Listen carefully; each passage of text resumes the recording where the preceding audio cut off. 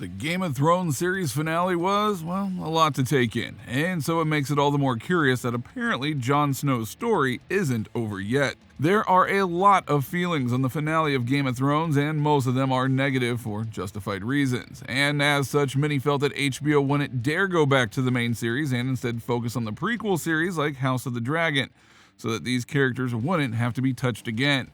But no one told that to HBO because Jon Snow is back. Kit Harington will play him once more, and we have no idea where it's going to head at all.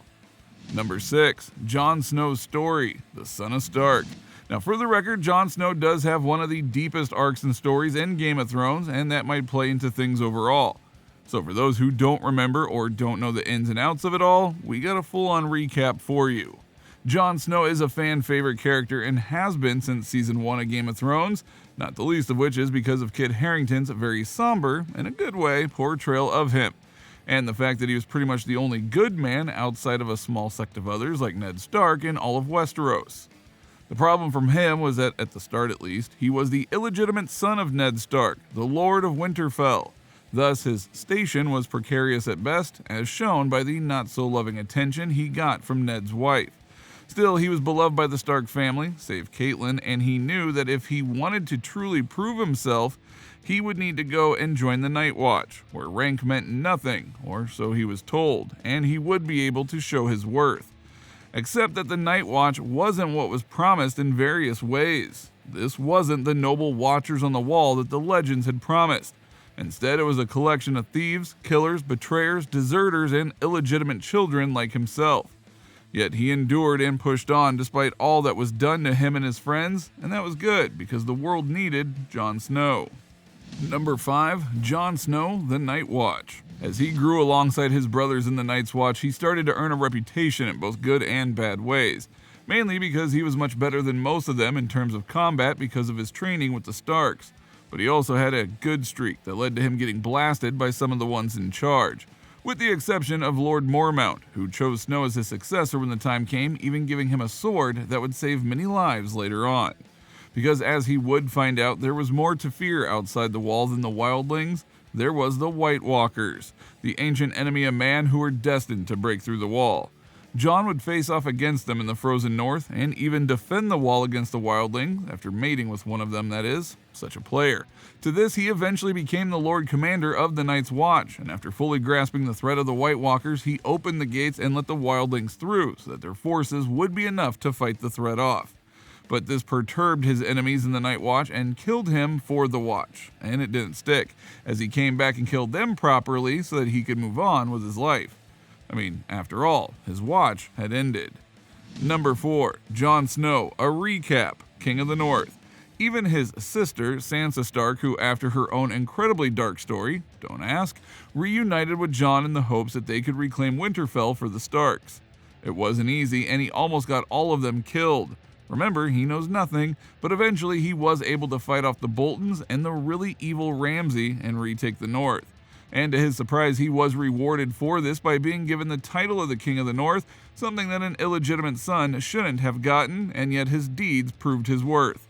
But those deeds were put to the test where he needed to get more for the invasion of the White Walkers, and thus he went to someone he didn't expect to meet when his journey began, Daenerys Targaryen. The Dragon Queen had just made landfall when he arrived and asked for her help, which she was willing to give, if he bent the knee, which he wouldn't do because he knew there were bigger problems than her ego. But you all likely remember where their connection ended them up. Number 3. Jon Snow, a recap, Queenslayer.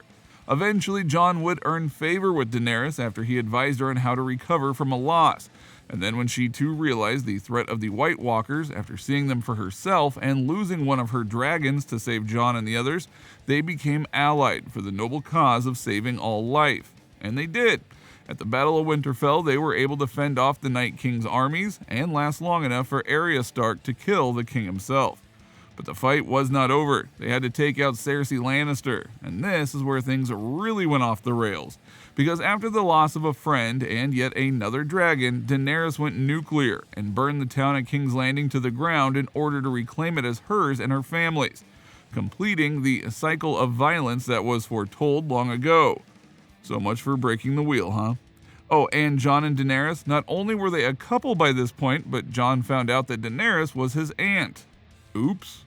And when his aunt said that she wanted his help in bringing in the rest of the kingdoms to heal, he said no and killed her.